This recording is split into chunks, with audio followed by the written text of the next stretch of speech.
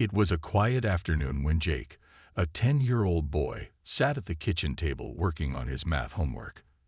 His mom, Emma, was in the living room folding baby clothes, preparing for the arrival of her second child.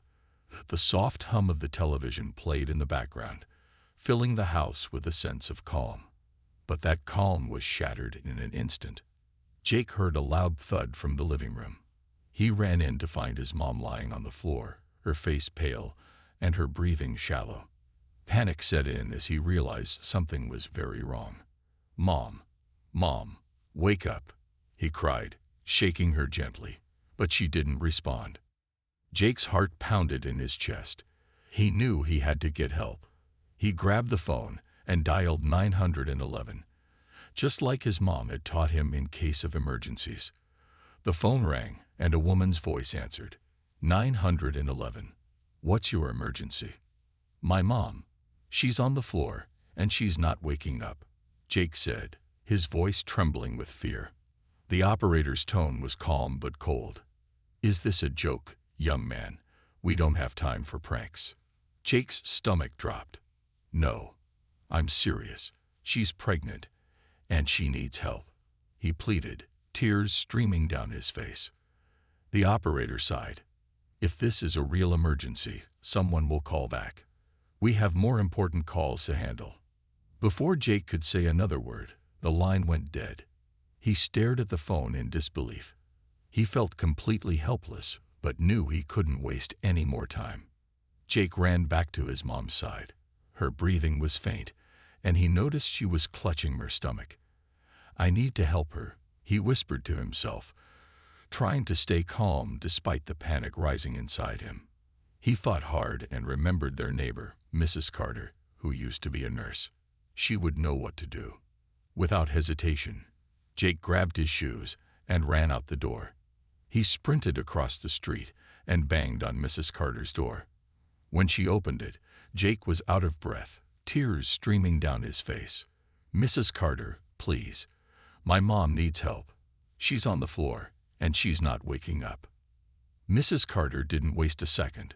She grabbed her medical bag and followed Jake back to the house. When they got inside, she quickly assessed the situation. Emma's pulse was weak, and her skin was clammy. "Jake, you did the right thing by coming to get me," Mrs. Carter said, trying to reassure him as she worked. Mrs. Carter grabbed her phone and called 911 herself, explaining the urgency of the situation. However, the operator gave the same dismissive response. Frustrated but determined, Mrs. Carter decided they couldn't wait. "Jake, help me get your mom into my car. We're taking her to the hospital." Jake nodded, wiping his tears. Together, they carefully carried Emma to the car. Jake sat in the back seat, holding his mom's hand tightly. "Stay with me, Mom," he whispered, his voice trembling. As Mrs. Carter drove, Jake couldn't stop thinking about the 911 operator's response. How could they not take him seriously? But he pushed the thought aside, focusing on one thing: saving his mom and his unborn sibling. He didn't know what would happen next, but he was determined to do everything he could. As Mrs. Carter sped through the streets toward the hospital, Jake sat in the back seat holding his mom's hand tightly. His heart raced with fear, but he tried to stay strong. "Hang on, Mom," he whispered, his small voice trembling. The sight of her pale face and the stillness of her body made tears well up in his eyes, but he refused to let them fall. "Jake, stay calm," Mrs. Carter said firmly from the driver's seat. "Your mom needs you to be brave right now. We'll get her the help she needs." Jake nodded, wiping his tears with the sleeve of his shirt. "Will she be okay?" he asked, his voice barely above a whisper. Mrs. Carter glanced at him in the rearview mirror. "The doctors will do everything they can. You did the right thing by getting help quickly, Jake. You might have saved her life." Her words gave Jake a glimmer of hope. He squeezed his mom's hand, silently willing her to wake up. "You're strong, Mom," he whispered. "You can do this." The car screeched to a stop outside the emergency room. Mrs. Carter jumped out and ran to the hospital entrance, calling for help. Within moments, a team of nurses and doctors rushed out with a stretcher. They carefully lifted Emma out of the car and wheeled her inside. Jake tried to follow, but a nurse gently stopped him. "You need to wait here for now, sweetie. We'll take good care of your mom," she said kindly. Jake stood frozen for a moment, his mind racing. He felt helpless again, like there was nothing he could do. Mrs. Carter knelt down beside him, placing a reassuring hand on his shoulder. "Let's sit down and wait together," she said. "She's in good hands now." They found seats in the waiting area, and Jake's legs swung nervously as he sat. The minutes felt like hours. He kept glancing at the double doors, hoping someone would come out with news. The room was filled with the quiet hum of voices and the occasional sound of footsteps. But to Jake it felt unbearably silent. After what felt like an eternity, a doctor finally emerged.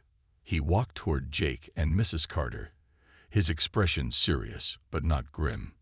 "Your mom is stable for now," he said, crouching down to meet Jake's worried gaze. "She had a medical complication, but we've managed to stabilize her. However, we need to monitor her and the baby closely." Jake felt a wave of relief wash over him, but the doctor's words reminded him that they weren't out of danger yet. "Can I see her?" he asked, his voice small but determined. The doctor nodded. "You can see her, but only for a little while.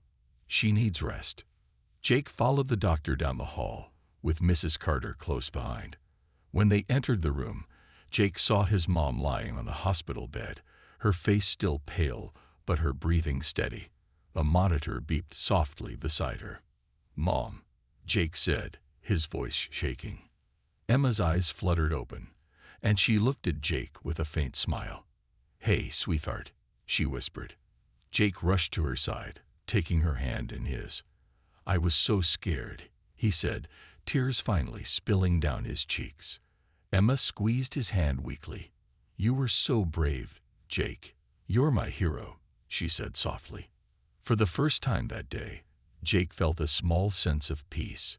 His mom was awake, and that was all that mattered. But deep down, he knew they still had a long way to go. The following morning, Jake woke up in a chair beside his mom's hospital bed. He had refused to leave her side, even though Mrs. Carter had offered to take him home. The nurses brought him a blanket and some snacks, treating him with kindness after hearing about his brave efforts to save his mom. Emma was resting, her breathing steady, but Jake couldn't shake the fear that had gripped him the day before.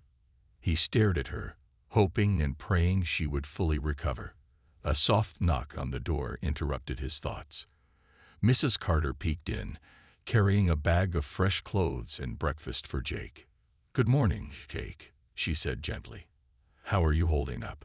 "I'm okay," Jake replied, though his tired eyes told a different story. "I just want her to get better." Mrs. Carter sat down beside him. "She's strong, Jake, just like you, and the doctors are doing everything they can." Just then, a nurse entered the room with a warm smile. "Good news," she said. "Your mom is improving. The baby is stable too, but we'll need to keep her here for a few more days to make sure everything stays on track." Jake felt a wave of relief wash over him. "Can I stay with her?" he asked quickly. The nurse nodded. "Of course. You're doing a great job keeping her company." Later that day, Emma woke up again, her voice still weak but filled with love as she spoke to Jake. "I'm so proud of you," she said, reaching for his hand. "You stayed calm and got help when I needed it most." Jake's eyes filled with tears. "I didn't know what to do, Mom. I was so scared." Emma squeezed his hand gently. "You were brave, Jake. That's what matters." As they talked, Mrs. Carter stepped out into the hallway to make a phone call. She couldn't let go of the anger she felt toward the 911 operator who had dismissed Jake's call. It wasn't right, and she wanted to make sure something like this didn't happen again. Mrs. Carter called the local emergency dispatch center and asked to speak to a supervisor. She explained the situation in detail, emphasizing how dangerous the operator's decision could have been. This could have ended tragically. she said firmly. You need to review your procedures. The supervisor apologized and promised to investigate the matter. This is not how we're trained to handle emergency calls, they'd assured her. Thank you for bringing this to our attention. Meanwhile, news of Jake's bravery began to spread around the hospital. Nurses and doctors stopped by to check on him and Emma, praising Jake for his quick thinking. One nurse even brought him a small stuffed animal, saying, "Every hero deserves a little reward." Jake blushed at the attention but remained focused on his mom. "I just want her to get better," he said quietly. That evening, as Jake sat beside Emma, she smiled at him. "You saved us, Jake. Me and your little brother or sister. I don't know how I'll ever thank you." "You don't have to, Mom," Jake replied, his voice steady. "I just love you."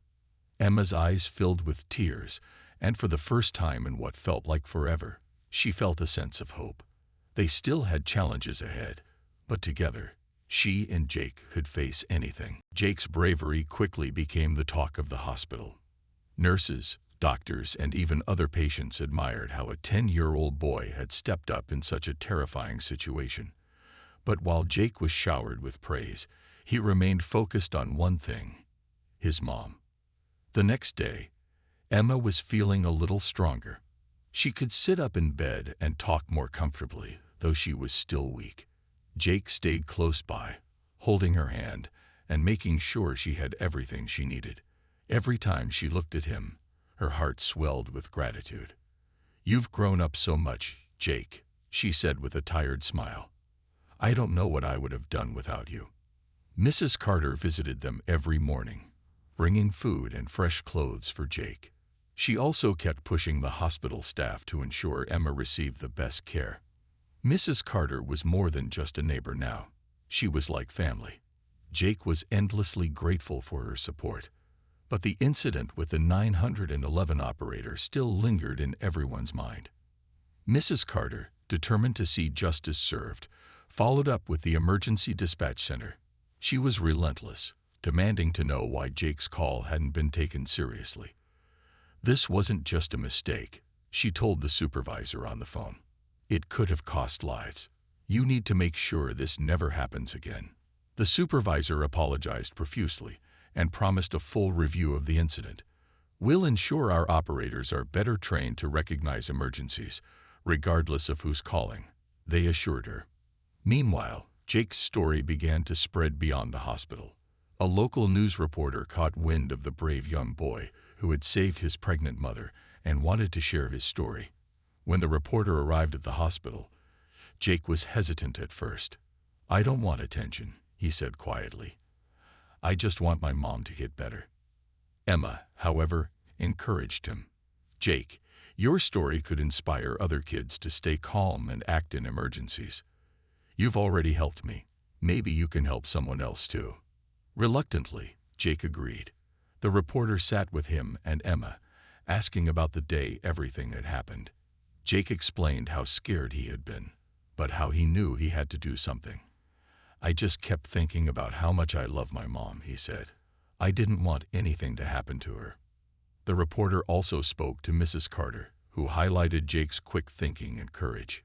"He's a remarkable boy," she said proudly. "Most adults wouldn't have handled the situation as well as he did."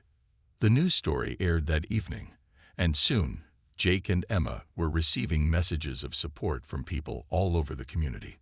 Strangers sent cards, small gifts, and kind words. One local business even offered to pay for any medical expenses not covered by insurance. Jake was overwhelmed by the kindness of others, but his focus never wavered. Each day, he stayed by his mom's side, reading to her, telling her jokes, and making sure she was comfortable. Emma, in turn, felt stronger just having him there. She often told him, "You're my little hero, Jake." But as the days went on, Jake couldn't shake the memory of the 911 operator who had ignored his call. He didn't understand why someone wouldn't help when they were supposed to. Little did he know, that issue was far from over. Mrs. Carter had taken it upon herself to ensure that what had happened would not be swept under the rug. She was determined to fight for accountability. and change. The days passed, and Emma's condition continued to improve. She could now sit up on her own and even eat without help. Jake was overjoyed every time the doctors gave them good news. "See, Mom, you're getting stronger every day," he said, his voice filled with hope. Emma smiled at him. "I couldn't have done it without you, Jake," she said softly. Her gratitude for her son grew deeper with every passing moment. He had been her anchor through the storm. Meanwhile, Mrs. Carter's efforts to hold the 911 operator accountable were gaining traction. The local news had picked up on the story of how Jake's call for help had been dismissed. People in the community were outraged, demanding answers. How could someone ignore a child in distress? Was the question on everyone's mind. The Emergency Dispatch Center issued a public statement, apologizing for the operator's actions. They announced that the operator had been placed on leave pending an investigation. "We are reviewing our policies and retraining our staff to ensure this never happens again," the statement read. Jake didn't fully understand the attention his story was getting. For him, the most important thing was that his mom and unborn sibling were safe. But Mrs. Carter made sure he understood the bigger picture. "Jake, what happened to you wasn't right," she explained. "By speaking out, we're making sure it doesn't happen to anyone else." Jake nodded, though his focus remained on his mom. He spent every moment he could by her side, reading stories, sharing his day, and even drawing pictures to make her smile. One afternoon, he presented her with a drawing of their family, him, Emma, and the baby. "This is us when you're all better," he said proudly. Emma held the drawing close to her heart. "It's perfect, Jake, just like you." But the story didn't end there. The news coverage caught the attention of community leaders and even local officials. They reached out to Jake and Emma, wanting to hear their side of the story firsthand. Jake was shy at first, but Emma encouraged him. "Your voice matters, Jake," she told him. "You're helping more people than you know." Jake met with a group of local leaders and shared what had happened. He spoke about how scared he had been when the operator hung up on him and how he had to rely on Mrs. Carter for help. His honesty and bravery left everyone in the room deeply moved. "We're so sorry this happened to you, Jake," one of the leaders said. "We're going to make sure our emergency services improve because of your story." The meeting resulted in immediate changes. The Emergency Dispatch Center announced new protocols for handling calls from children. They also committed to better training for their operators to ensure no one was ever dismissed again. Back at the hospital, Jake and Emma received visits from people who had been inspired by their story. Nurses, doctors, and even strangers stopped by to offer their support. One woman brought Jake a superhero cape, saying, "Every hero needs one of these." Jake blushed but smiled as he accepted the gift. "I'm not a hero," he said quietly. "I just love my mom." But to everyone around him, Jake was more than a hero. He was proof that love and courage could overcome even the most difficult challenges. And while he didn't think much of the attention, Jake felt proud knowing his story was making a difference. Emma looked at her son with pride and love, knowing that together they had faced the impossible and come out stronger. As Emma's health continued to improve, Jake began to relax a little. The hospital had become a second home for them over the past week, but he didn't mind. All that mattered was seeing his mom get better. Each morning, he would bring her a glass of water and make sure she was comfortable. "How are you feeling today, Mom?" he asked every day without fail. Emma always smiled, even on the days when she felt tired.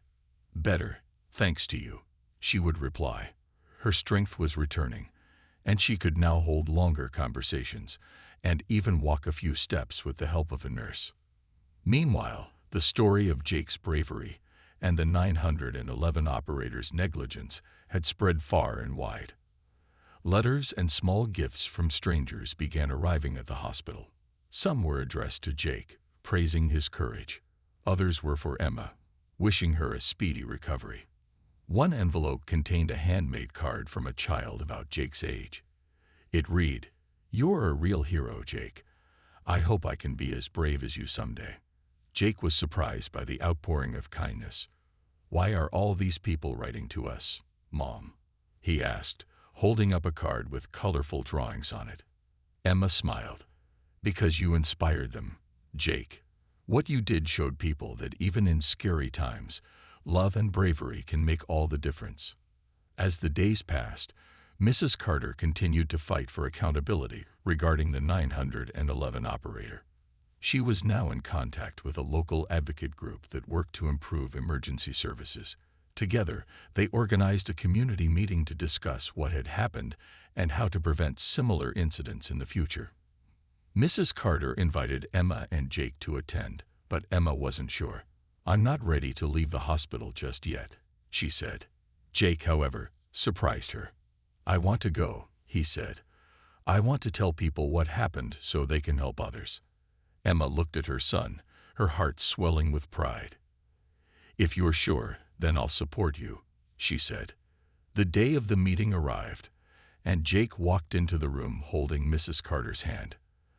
The room was filled with people, community leaders, concerned citizens, and even a few reporters. Jake felt nervous at first, but Mrs. Carter gave him an encouraging smile. "You've already done the hard part, Jake. Just tell them what you told me." When it was his turn to speak, Jake stood at the front of the room, clutching the microphone tightly. "I called 911 because my mom was sick," he began. "But they didn't believe me. They hung up on me. I was really scared, but I knew I had to help her. So I went to Mrs. Carter, and she helped us get to the hospital." His voice wavered, but he continued, "I don't want anyone else to feel like I did. Kids should be able to call for help and know someone will listen." The room erupted in applause. People were moved by Jake's honesty and bravery. One of the local leaders stood up and said, "Jake, you've reminded us all why it's so important to listen and care. We promise to make changes because of your story."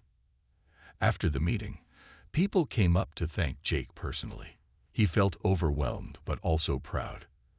As they drove back to the hospital, Mrs. Carter looked at him and said, "Jake, you've done something amazing today. You've made a difference." Jake didn't say much, but his small smile spoke volumes. For the first time, he realized that his actions had not only saved his mom but could help save others too. And that made him feel stronger than ever. Jake and Emma's journey was nearing a new chapter. After days of worry, sleepless nights, and overwhelming challenges, the doctors finally had good news. Emma was cleared to go home. Her health had improved significantly, and the baby was safe. Jake let out a cheer when he heard the news. "You're coming home, Mom," he exclaimed, wrapping his arms around her gently. Emma laughed softly, her strength still returning. "Yes, sweetheart, we're going home, and it's all because of you." The hospital staff gathered around as Emma was discharged. Many of the nurses and doctors had grown fond of Jake, who had shown so much courage and love for his mother. One nurse handed him a gift bag. "Just a little something for our hero," she said, smiling warmly. Jake opened it to find a notebook and pencils. "So you can write your story someday," the nurse added.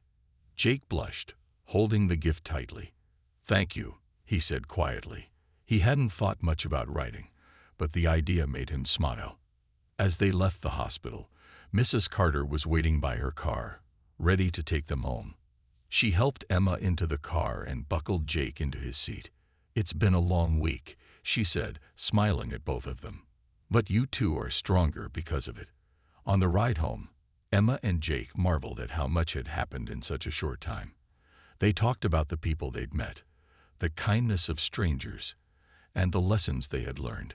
Jake leaned back in his seat, finally feeling a sense of peace.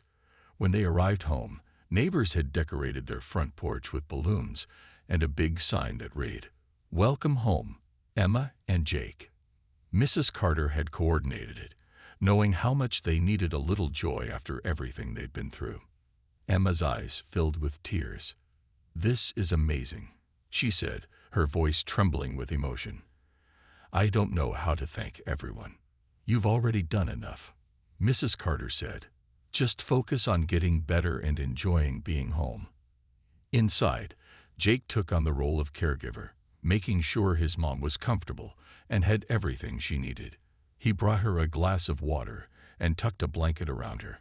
"I'll take care of you, Mom," he said confidently. Emma smiled, her heart full of pride. "You already have, Jake. More than you'll ever know." Meanwhile, the impact of their story continued to grow. The 911 operator's negligence had sparked important changes in the emergency dispatch system. New policies were put in place, ensuring no child's call would ever be dismissed again.